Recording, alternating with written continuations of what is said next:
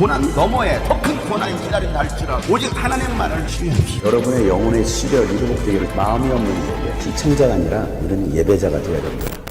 마라나타, 오늘도 주님께서 주시는 하루가 시작되었습니다. 주 예수로부터 오는 위로와 평강이 여러분의 삶에 가득하기를 주의 이름으로 축복합니다. 오늘 함께 나눌 말씀은 마가복음 10장 32절 말씀부터입니다. 그들은 예루살렘으로 올라가고 있었다. 예수께서 앞장서서 가시는데 제자들은 놀랐으며 뒤따라가는 사람들은 두려워했다. 예수께서 다시 12 제자를 곁에 불러놓으시고 앞으로 거기에서 닥칠 일들을 그들에게 일러주기 시작하셨다. 보아라, 우리는 예루살렘으로 올라가고 있다. 인자가 대제사장들과 율법학자들에게 넘어갈 것이다. 그들은 인자에게 사형을 선고하고 이방 사람들에게 넘겨줄 것이다. 그리고 이방 사람들은 인자를 조롱하고 침뱉고 채찍질하고 죽일 것이다. 그러나 그는 사흘 후에 살아날 것이다. 세베대의 아들들인 야고보와 요한이 예수께 다가와서 말하였다.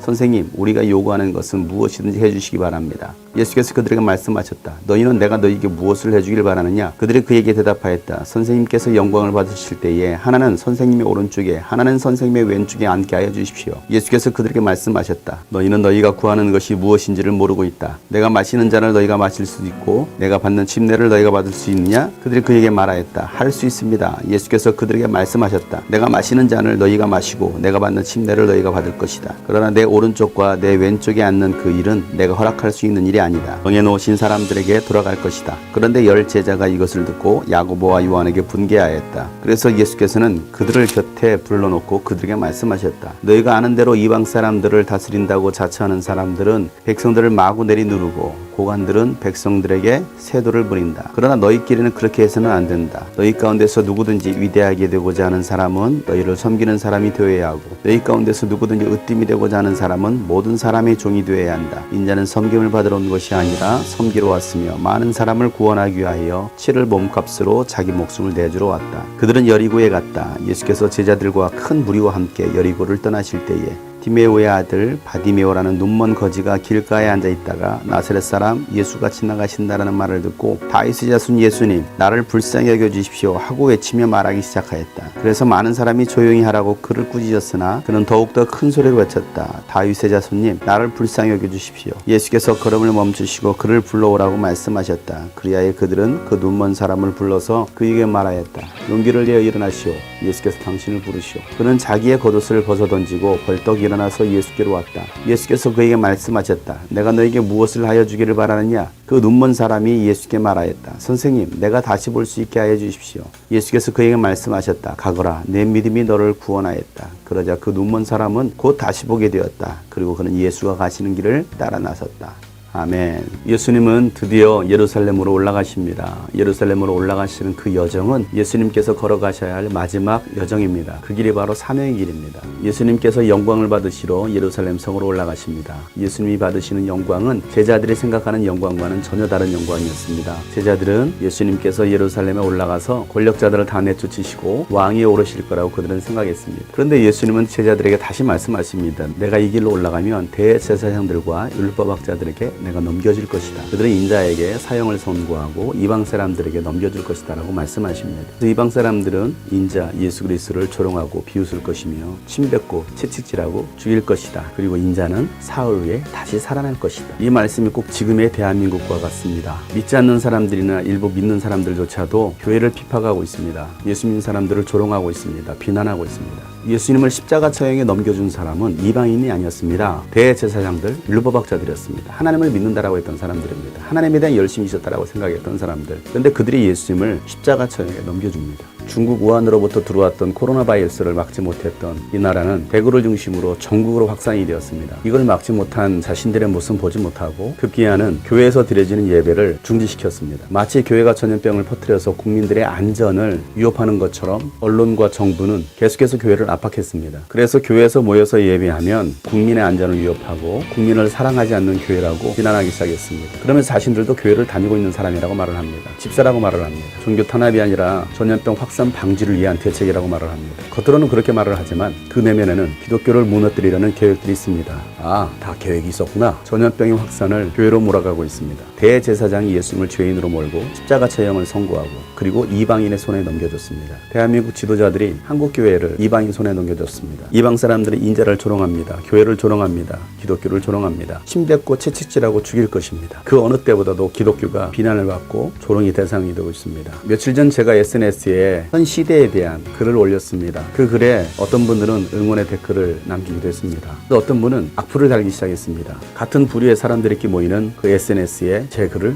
공유했습니다. 그리고 수없는 악플이 달리기 시작했습니다. 그 중에는 나도 기독교인이다. 기독교인으로서 목사가 그렇게 할 소리냐. 같은 기독교인으로서 한심하다. 그런 댓글을 단 사람도 있었습니다. 같은 기독교인이 아닙니다. 대제사장 율법학자들 하나님을 믿는다라고 했습니다. 하나님의 뜻을 전혀 알지 못하는 사람들이었습니다. 오히려 그들이 인자 예수 그리스도를 죽였습니다. 오늘날 하나님의 말씀을 제대로 알지 못하는 기독교인들이 바른 신앙을 가지고 있는 기독교인들을 죽이고 있습니다. 그리고 믿지 않는 이방인의 손에 넘겨주고 있습니다. 예수님의 이런 말씀을 들었던 제자들은 자리 싸움하고 있습니다. 내가 어떻게 하면 예수님의 오른편에 왼편에 앉을 수 있을까? 내가 어떻게 하면 이번 기회에 좋은 한 자리 차지할 수 있을까? 총선이 다가오고 있습니다. 국회의원들이 이 자리 싸움하고 있습니다. 국회의원 중 약 40%가 기독교인이라고 말을 합니다. 정말 그들이 바른 정치, 국민을 위한 정치를 한다고 하면 이 나라가 이렇게 어렵지는 않을 겁니다. 정말 깨어있는 정치인, 깨어있는 목회자가 필요한 시대입니다. 예수님께서 받으실 영광은 이 땅에서의 영광이 아니었습니다. 그런데도 제자들은 여전히 이 자리 싸움하고 있는 그들의 모습을 보고 예수님은 안타까워하십니다. 예수님은 제자들에게 내가 마시는 잔을 너희가 마실 수 있고 내가 받을 침례를 너희가 받을 수 있느냐? 라고 질문하십니다. 그러자 제자들도 예 그렇습니다. 그렇게 할 수 있습니다. 라고 말을 합니다. 예수님께서 받으시고자 했던 잔은 십자가의 죽음의 잔입니다.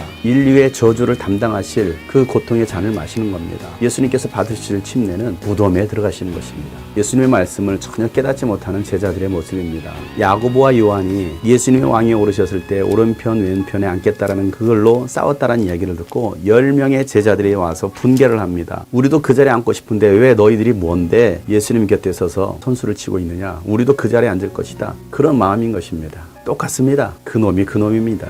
오죽 답답했으면 예수님께서 누구든지 위대하게 되고자 하면 너희는 섬기는 사람이 되라 라고 예수님 말씀하십니다. 너희 가운데 누구든지 으뜸이 되고자 한다면 모든 사람이 종이 되야 된다 말하고 있습니다. 이 영상을 보고 계시는 사역자들이나 국가 위정자들이 계십니까? 정말 으뜸이 되고자 하신다면 종이 되어서 섬기세요. 밑바닥부터 섬기세요. 섬김을 받으려고 하지 섬기려고 하지 않습니다. 한 표 얻으려고 시즌 때만 굽신굽신거리고 시장 골목 다니지 말고 평상시에 섬기는 지도자가 돼야 됩니다. 목사들부터 그렇게 해야 됩니다. 인자는 섬김을 받으러 온 것이 아니라 섬기려 하고 많은 사람들을 위하여 자기 목숨을 내주려고 예수님은 오셨습니다. 예수님이 제자들과 함께 여리고성으로 내려오셨습니다. 그곳에 살고 있었던 바디메오는 나사렛 사람 예수가 지나가신다라는 말을 듣고 소리 지릅니다. 다윗의 자손 예수여 나를 불쌍히 여기소서. 다른 사람들은 예수님을 나사렛 사람이라고 말했습니다. 그런데 이 바디메오는 다윗의 자손 예수여라고 말하고 있습니다. 나사렛은 그 당시에도 아주 무명한 작은 동네였습니다. 아무도 알아주지 않는 곳. 그런데 바디메오는 그 나사렛에서 메시아 그리스도가 오실 것을 믿었습니다. 구약의 예언자들은 다윗의 줄기에서 새싹이 날 것이다 라고 말하고 있습니다. 이 바디메오에게는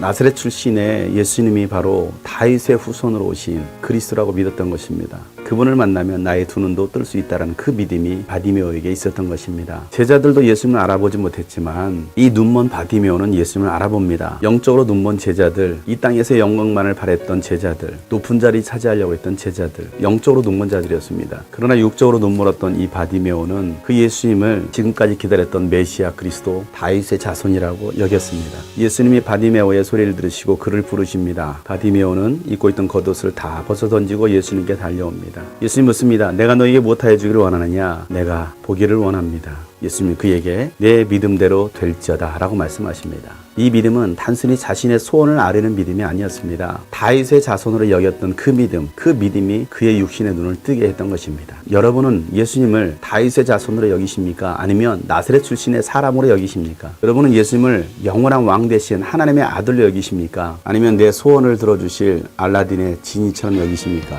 제자라고 말하면서 목사라고 말하면서도 예수님을 제대로 알지 못하는 사람들이 많이 있습니다. 이 땅에서의 영광만을, 이 땅에서의 자리만을 차지하려고 하는 사람들. 오늘도 주님 우리가 물어보십니다. 내가 너에게 무엇하여 주기를 원하느냐? 오른편 왼편에 앉고 싶습니다. 입니까? 아니면 예수님 마시는 잔을 마시겠습니까? 다윗의 자손 예수여 우리를 불쌍히 여기소서. 다윗의 자손 예수여 대한민국을 불쌍히 여겨 주시옵소서. 사랑